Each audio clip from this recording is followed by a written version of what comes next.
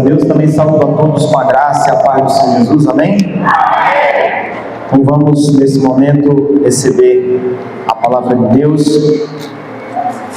Já quero que a irmã Cristina coloque, por gentileza, Hebreus 4, verso 13. Vamos ler 3 versículos distintos, em livros diferentes, para que a gente possa compreender o foco dessa mensagem de hoje. Uma mensagem quentinha, Deus me deu hoje à tarde essa palavra e eu creio que quem estiver ligado vai receber, amém? Hebreus 4,13, vamos acompanhar, e diz assim, e não há criatura alguma encoberta diante dele. Antes, todas as coisas estão nuas e patentes aos olhos daquele com quem temos de tratar. Vamos ler ainda mais versículo. Salmo 33, 13. O Senhor olha desde os céus e está vendo a todos os homens. E mais um versículo, Lucas 12, versículo 2, só para completar esse enredo de versículos aí. Mas nada há encoberto que não haja de ser descoberto, nem oculto que não haja de ser sabido, amém? Palavra forte, né? É uma palavra, irmãos, que se a gente for analisar, esses 3 versículos, eles dizem uma verdade incontestável. Esses 3 versículos, eles apontam para uma verdade. Que verdade? De que Deus está vendo tudo e todas as coisas. Deus, ele está vendo tudo. Tanto no sentido positivo das coisas que acontecem, como também no sentido negativo do que acontece. Então, Deus ele está sempre de olho. Quando erramos, ou quando fazemos o bem, ou quando fazemos o mal, Deus está sempre vendo tudo e todos. E nós precisamos, muitas vezes, que Deus esteja vendo tudo, para que muitas vezes até Ele nos socorra em momentos difíceis, e por isso Ele diz na sua palavra que os seus olhos contemplam todos os moradores da terra. Mas qual é o sentido dessa palavra, já que estamos num culto de oração, libertação, né? Então aqui com certeza nós queremos receber algo de Deus. E eu tenho certeza, irmãos, que antes da gente orar, a Bíblia diz que Deus ele já sabe.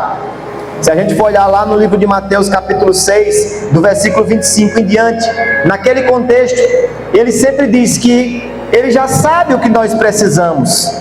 E por que que nós oramos? Não é só para dizer a Deus o que nós estamos precisando, porque ele já sabe. O que Deus quer é intimidade com os seus filhos.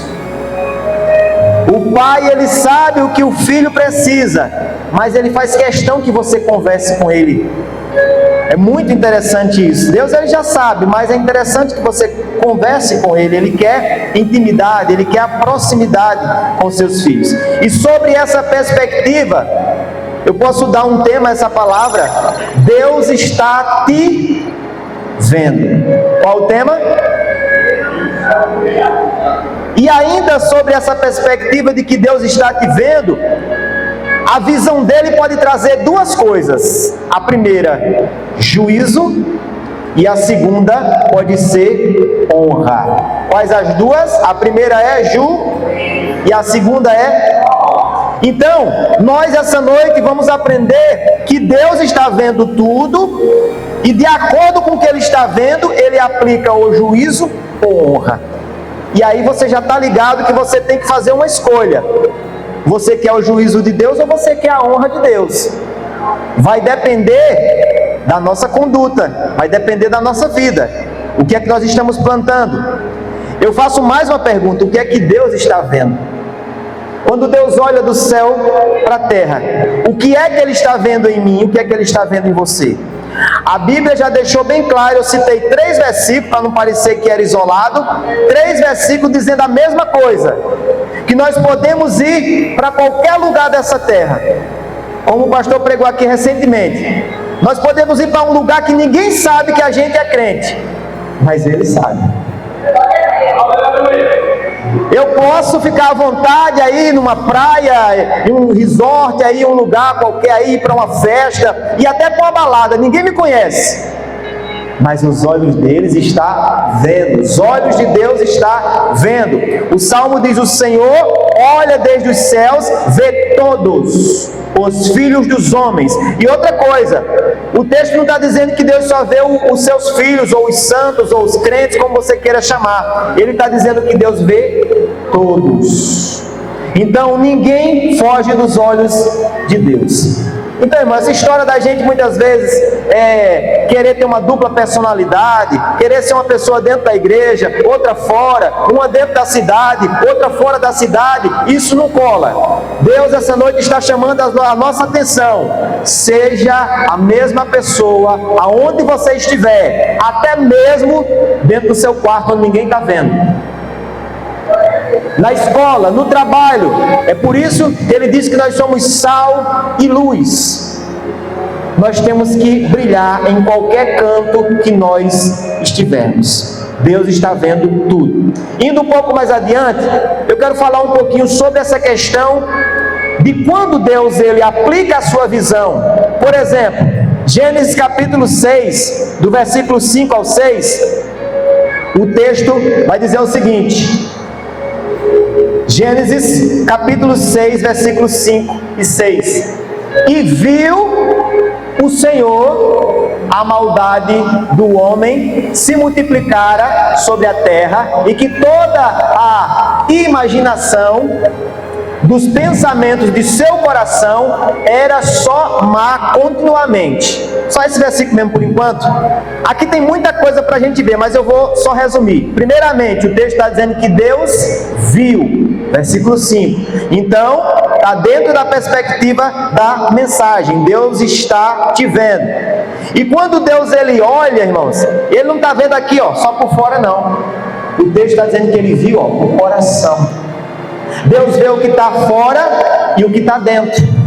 Aqui na igreja, nós estamos vendo somente o que está fora, mas Deus sabe o que está pensando, Deus sabe o que está sentindo.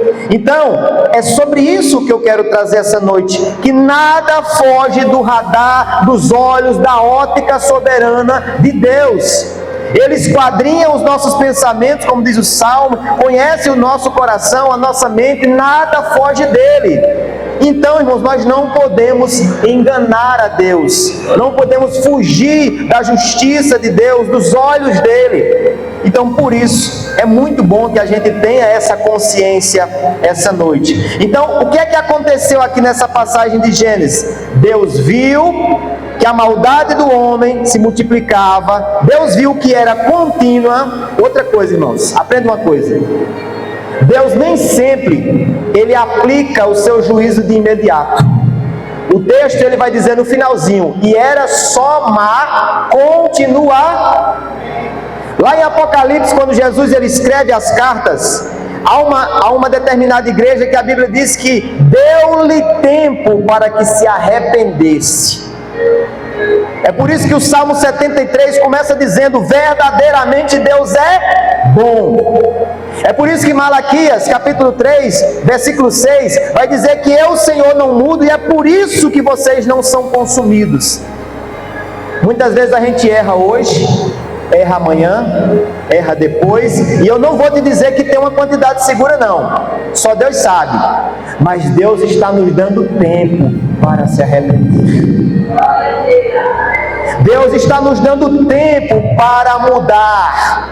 E se a gente ficar só vacilando na mesma tecla, cometendo o mesmo erro, sabe o que é que acontece? Deus ele vai entrar com justiça, com juízo. Então aqui ele viu que o homem não ia mudar de jeito nenhum, e Deus ele resolve aplicar uma sentença de juízo.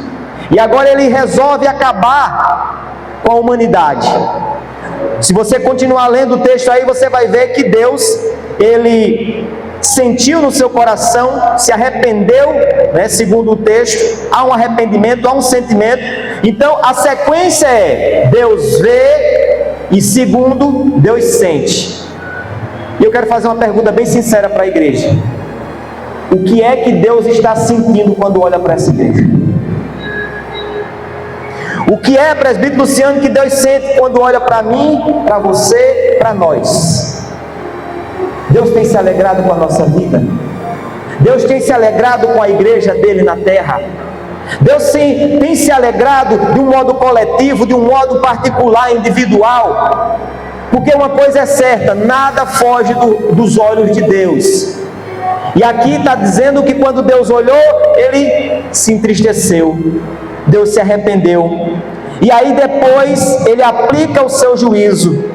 Mas é interessante uma coisa, quando a gente olha para esse texto, vê que ele viu a maldade do homem que se multiplicava, ele vê que toda a imaginação dos pensamentos do homem era mal, era só maldade continuamente, ou seja, o coração, as intenções, tudo estava corrompido.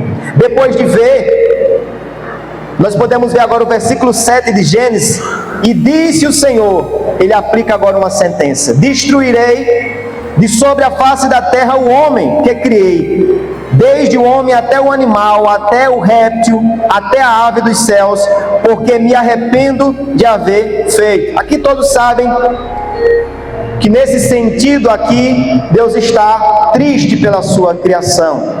Não no sentido literal de um arrependimento, mas no sentido de uma tristeza profunda do que estava acontecendo. Isso aqui, irmãos, com certeza não foi 2 dias, 2 semanas. Isso aqui passou muito tempo para que Deus chegasse a essa conclusão. Mas aqui também tem algo muito forte.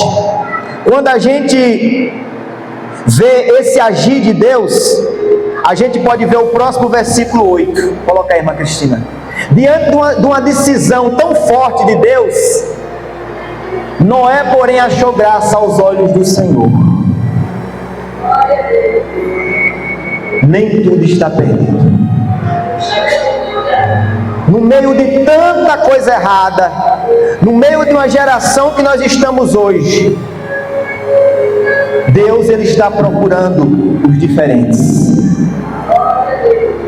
No meio de igrejas, e igrejas, e igrejas, porque nós temos muitas, e cada uma com um estilo diferente, com jeito, mas dentro de cada uma existe pessoas e pessoas, é o que nós estamos vendo aqui, e para cada uma Deus está aplicando juízo ou está aplicando honra. E aqui Noé foi visto por Deus, e eu quero dizer para você profeticamente essa noite: o que você está fazendo de bom, o que você está fazendo de bem nessa vida, Deus, ele está vendo, e no momento certo você será honrado por ele. Não pare de fazer o bem, a obra de Deus, porque mesmo que em volta todo mundo esteja errando, não siga o exemplo, seja luz, seja diferente, porque Noé, ele achou graça diante dos olhos de Deus, que sempre está vendo todas as coisas. Então o que é que nós podemos tirar com isso? Mesmo no meio do juízo, Deus separa quem é e quem não é, e aplica uma sentença justa. E aí nós temos que escolher o que é que realmente nós queremos ter da parte de Deus: o juízo de Deus ou ser honrado por ele? Grave bastante essa pergunta. Então, por que Deus... Irmã Cristina pode colocar Gálatas capítulo 6, versículo 7. É uma palavra muito que se encaixa no que eu estou falando para os irmãos. Quando a gente vai ver que a Bíblia diz: Deus, ou seja, não erreis, Deus não se deixa escarnecer, porque tudo que o homem semear, isso também ceifará. Em outras palavras também eu poderia dizer: olha, Deus, ele é justo, e tudo aquilo que a gente plantar, a gente vai colher. Se a gente plantar coisas boas, pode ter certeza que boas coisas virão sobre a nossa vida. Indo mais adiante, Deus, ele vê a diferença do que serve e do que não serve. Deixa eu entrar em algo aqui que Deus falou muito comigo através desse texto aqui. Cristina, coloque aí, por gentileza, Malaquias capítulo 3, versículo 18. Porque o olhar de Deus, irmãos, Deus não faz acepção de pessoas.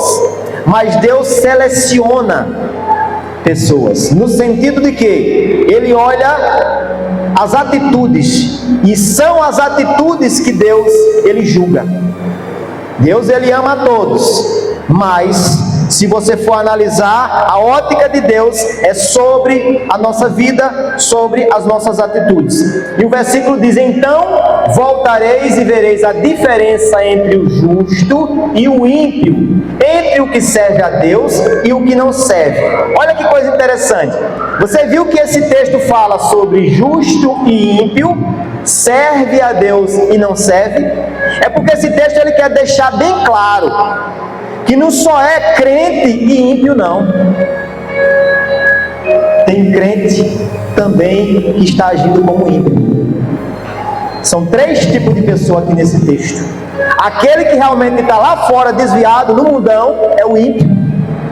Mas tem muita gente dentro da igreja que não serve a Deus como deveria. E é por isso que o texto está dizendo entre o justo e o ímpio, e entre o que serve a Deus e o que não serve. Pastor, me prova isso dentro da Bíblia. Aí eu posso mostrar dentro do próprio texto. É algo irrefutável, se a gente for olhar de um ponto de vista literal do texto. Porque quando a gente analisa, por exemplo, 14, o versículo 14 já fala isso, 14 e 15. Coloca aí, irmã Cristina. Olha como é que está acontecendo aqui o cenário. Deus, ele está falando com o seu povo, e aí ele diz o seguinte: vós tendes dito. É o povo de Deus que está falando aqui. E ele diz o quê? Inútil é servir a Deus. Quem é que serve a Deus? É o ímpio ou o crente? Então é o crente que está falando aqui. Então esse crente que está falando aqui no versículo 14, ele é o que está sendo reprovado. Ele é o que está sendo aquele que não serve. Ele está dentro da igreja, mas ele não serve. Ele está sendo reprovado. Por quê? Porque dentro dele há esse tipo de conduta. Vós tendes dito, inútil é servir a Deus. Que nos aproveita termos cuidado em guardar os seus mandamentos, em andar de luto diante do Senhor dos Exércitos. Aí o 15 diz, ora, pois, nós reputamos por bem-aventurados os soberbos, também os que cometem impiedade são edificados. Sim, eles tentam a Deus e escapam. O que está acontecendo aqui?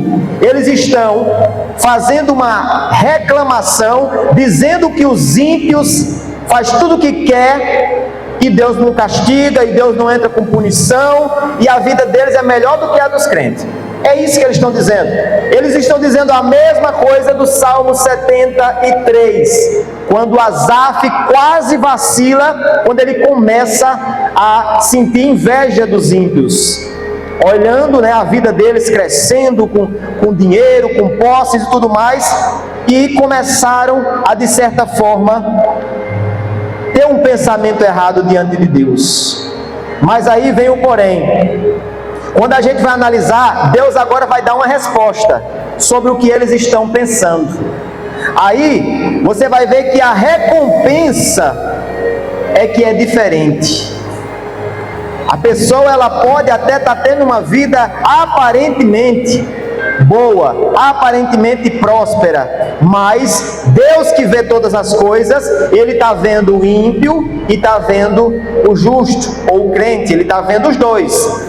E aí Ele vai fazer a sua análise e vai aplicar na vida de cada um, conforme as nossas obras. E aí a gente vê o que é que vai acontecer com os ímpios. Malaquias 4, versículo 1. Ou seja, um capítulo depois do que a gente está lendo, aí agora vem, se vale a pena ser ímpio, quando ele diz assim: porque eis que aquele dia vem ardendo como fornalha, todos os soberbos e todos os que cometem impiedade, ou seja, os ímpios, serão como a palha, e o dia que está por vir os abrasará, diz o Senhor dos Exércitos, de sorte que lhes não deixará nem raiz, nem ramo.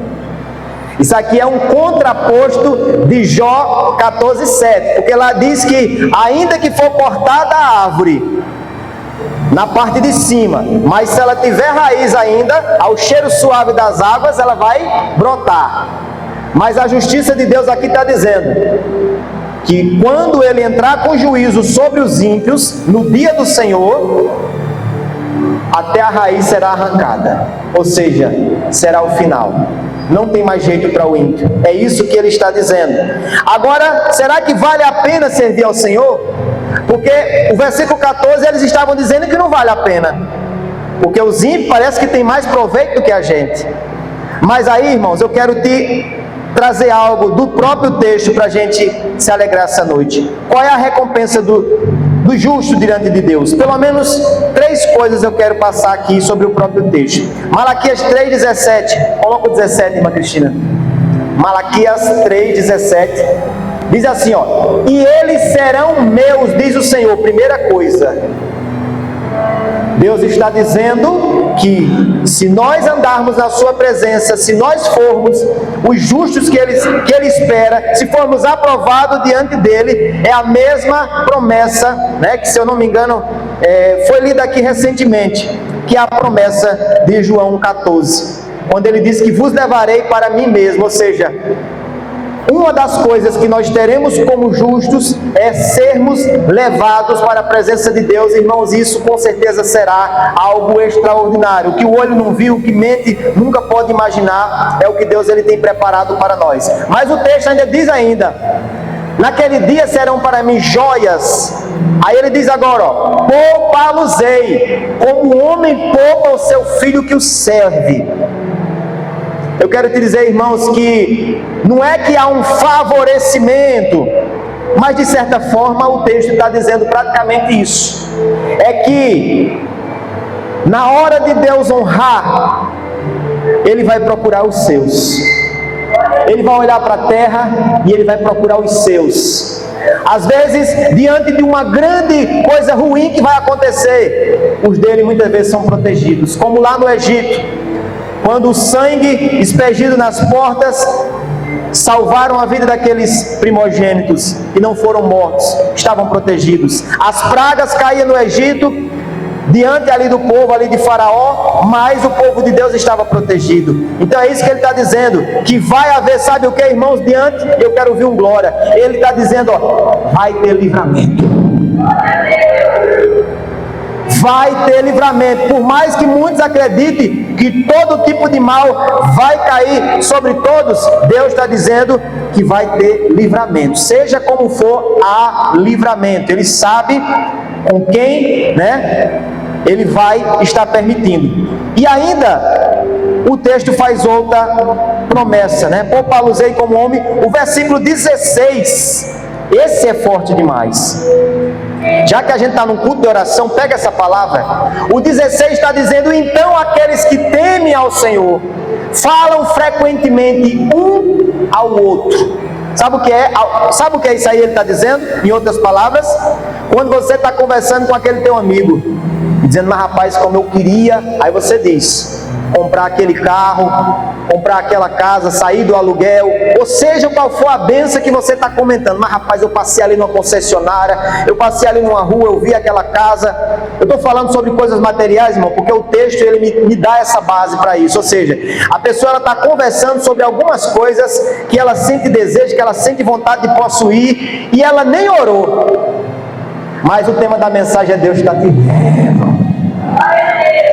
Deus está te vendo por dentro e por fora. Ele escuta as tuas palavras, Ele sonda o teu coração. E para não ficar só nessa palavra, coloca aí Salmo 37,4, irmã Cristina.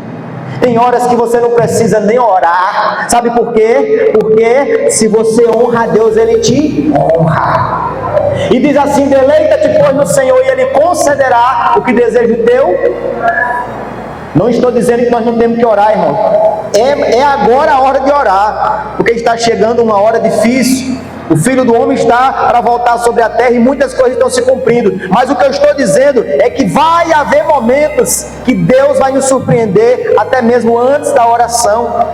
E aí, irmãos, é muito forte esse texto, porque ele fala sobre um princípio de honra muito forte em nossas vidas. É assim que eu creio. E é interessante que o próprio texto, voltando lá, irmã Cristina, Malaquias 3,16, ele diz que há um memorial diante dele, para os que temem ao Senhor e para os que se lembram do seu nome. Sabe o que é que ele está dizendo aqui? Não sei se você entende o que é memorial.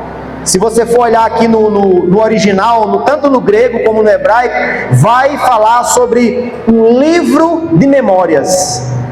É um livro onde se registra boas obras, atitudes de honra, coisas que você fez, né? Que Deus ele se orgulhou de você ter feito aquilo, e aquilo é registrado em um livro. Por que é registrado em um livro? Porque o homem pode até esquecer, mas Deus não esquece.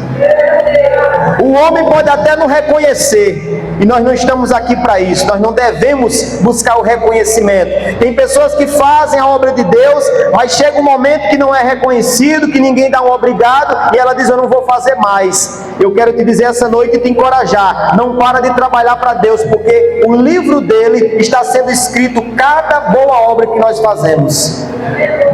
E tem mais: haverá galardão de Deus para nós, recompensa para aqueles que servem. Então, irmãos, olha para Deus, faz a obra dele incansavelmente, dê o teu melhor. Vamos dar o nosso melhor para Deus, porque Deus está te vendo. Deus ele sabe de todas as coisas. E me faz lembrar Esther capítulo 1, ou Esther capítulo 6. Eu vou só recordar a memória, o tempo já está indo embora. Esther capítulo 6, o versículo 1 vai falar sobre o rei Xerxes, ou Assuero. Algumas línguas podem falar um pouco diferente o nome deste rei, mas a Bíblia diz que chegou um momento que ele perdeu o sono, e ele chamou alguém para ler o livro das memórias ou das crônicas, e naquele livro estava escrito algo sobre Mardoqueu. A história é bem conhecida, já foi enredo de novelas, de filmes.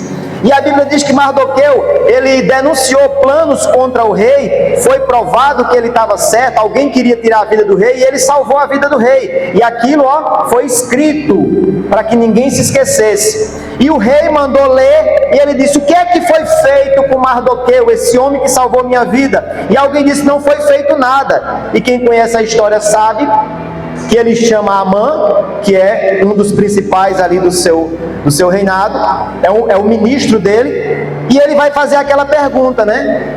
O que é que eu devo fazer ao homem que salvou o rei, o homem que agrada ao rei? E nós sabemos que o próprio Amã, pensando que era para ele, começou a dar uma lista, né? Coloca uma roupa real nele, coloca a tua coroa, monta ele no cavalo, aquele cavalo do rei, né? Um cavalo real, e que coloca alguém que seja um ministro ali dentro do teu reino, para ir puxando o cavalo e dizendo uma frase: assim se faz ao homem ao qual o rei se agrada. E quando ele terminou de dizer, nós já conhecemos a história, que o rei deu a ordem para que ele fizesse exatamente, sem tirar nem colocar nada, com Mardoqueu. E a Bíblia diz que Amã, ele tinha ali um ódio terrível dos judeus, queria a todo preço destruir os judeus, e ele já tinha preparado uma forca para matar Amã. Só que Deus estava vendo. Deus está vendo, irmão. Se tem alguém se levantando contra nós, se o inimigo está fazendo planos contra nós, Deus está vendo. E moral da história foi que aquele que ia ser morto, viveu. E aquele que achou que ia viver, morreu. Na mesma forca que ele preparou para Amã, ele morreu. A honra que ele queria para si, Deus deu para Mardoqueu. Mardoqueu foi levado ali pelas ruas da cidade e foi honrado por algo justo que ele fez e que não poderia ser esquecido. E aqui eu aprendo duas coisas: que Deus ele nos honra espiritualmente, mas também nos honra diante dos homens. Aquilo que nós fazemos aqui, Deus também nos honra. Todos irão ver as recompensas, as bênçãos, as maravilhas que Deus ele tem para nós. Então não se esqueça disso. Quando nós fizermos algo para Deus, Ele sempre estará vendo. Para finalizar, irmãos, eu quero só deixar uma frase para vocês, dizendo o seguinte: a maneira como Deus está agindo mostra o que Ele está vendo. Então hoje faça uma reflexão na sua vida.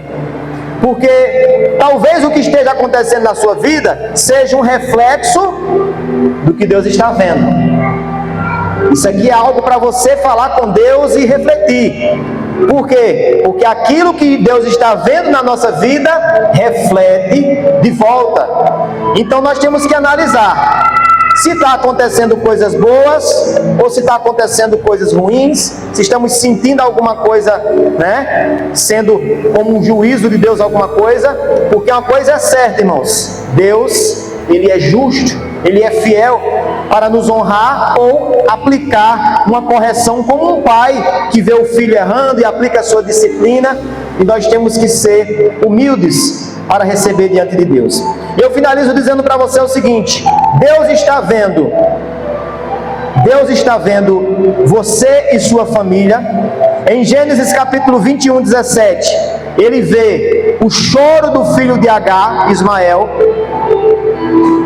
A situação é que Agar está vendo o filho prestes a morrer, acabou a água, acabou o alimento, e ela deixa o seu filho ali próximo de uma árvore, sai para não ver o filho morrer, e a Bíblia diz que Deus escutou o choro do filho de Agar. Ei, Deus, Ele tem visto o teu choro.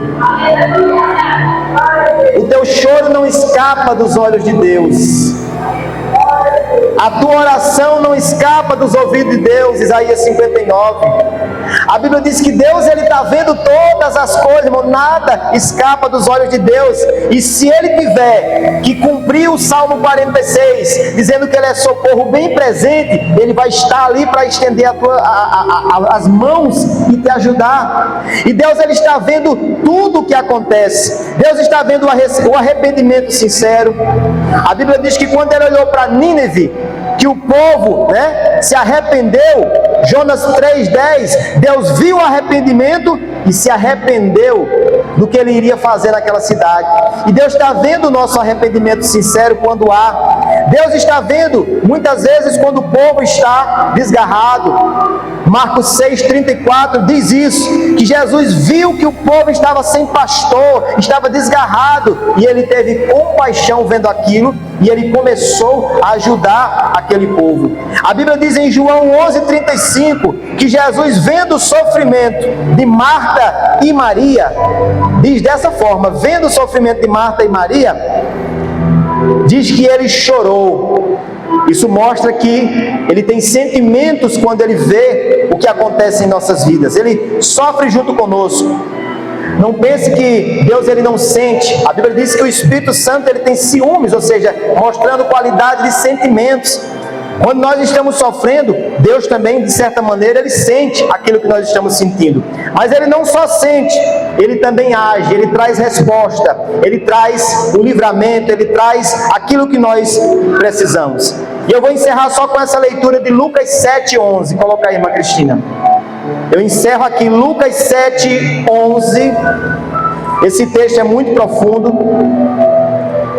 E aconteceu que no dia seguinte, ele foi à cidade chamada Naim, e com ele iam muitos dos seus discípulos e uma grande multidão. O 12 diz: e quando chegou perto da porta da cidade, eis que levaram um defunto, filho único, levavam um defunto, filho único de sua mãe, que era viúva, e com ela ia uma grande multidão da cidade. O 13 diz: e vendo-a, o Senhor moveu-se de íntima compaixão por ela, e disse-lhe: não chores. O 14 diz: e chegando-se, tocou o esquife, e os que levavam pararam, e disse: jovem, a ti te digo, levanta-te. E o que fora defunto assentou-se e começou a falar. E o 15 diz: e entregou a sua mãe. Sabe o que é que esse texto traz para nós hoje como um culto de oração, como um culto de libertação? É que Deus, Ele está olhando, como diz 2 Crônicas, o capítulo 2 Crônicas 7,15, diz que os olhos do Senhor estão sobre aquele lugar. Ele está vendo cada um de nós essa noite. E eu quero te dizer que você entrou com alguma coisa aqui, sim ou não? Felicidade, tristeza, não sei o que foi que você trouxe. O que é que você trouxe essa noite? Eu sei que dentro de você, dentro de mim, tem muitas coisas que talvez Deus queira mudar hoje. Talvez tenha sonhos que estão mortos, talvez tenha coisas que precisam ser ressuscitadas em nós. Talvez alguém chegou aqui, talvez sem fé alguma. Talvez alguém chegou aqui precisando ser ressuscitado espiritualmente, eu não sei. Eu só sei que Jesus, quando viu aquele jovem morto, ele olhou para aquela mãe e ele disse: não chores. Em outras palavras, ele disse: não está perdido.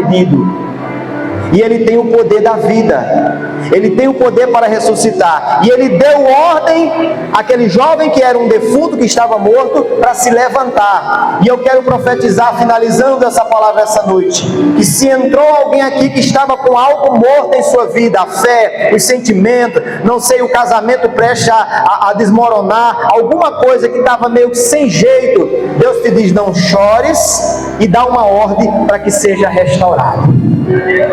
Haverá vida, haverá renovo, haverá com certeza o ressurgimento daquilo que não era, daquilo que estava perdido. Sabe por quê? Porque Deus está te vendo. E se o que Ele está vendo agradar a Ele, irmãos, se cumpre o que você pode ler em casa, Números 14, verso 8. Se o Senhor, Ele olhar e Ele se agradar de nós, Ele vai nos colocar onde nós desejamos estar. Amém? Essa foi a palavra, e agradeço a oportunidade em nome de Jesus.